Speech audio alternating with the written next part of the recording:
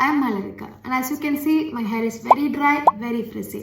Curls okka poittalathu. So let's fix them using Fix My Curls. First step is to cleanse your scalp and remove the scalp buildup using a cleansing shampoo followed by a hair mask applied only to your lens to lock in the moisture. So this is what we're working with. Now let's style.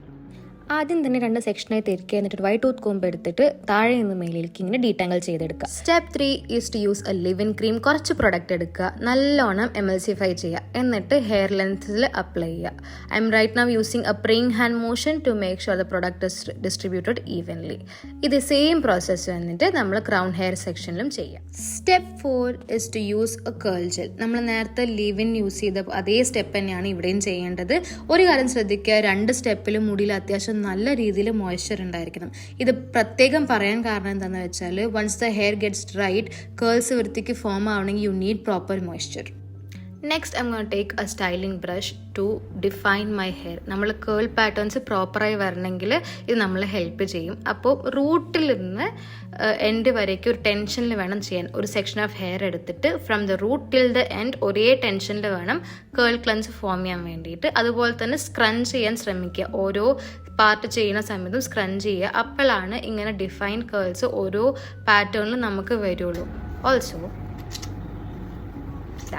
ഈ സൗണ്ടില്ലേ, ഈ sound ഭയങ്കര important ആണ്. മുടിയിൽ മോയ്സ്ചറുള്ളപ്പോൾ മാത്രമാണ് നമുക്കത് ഉണ്ടാവുള്ളൂ.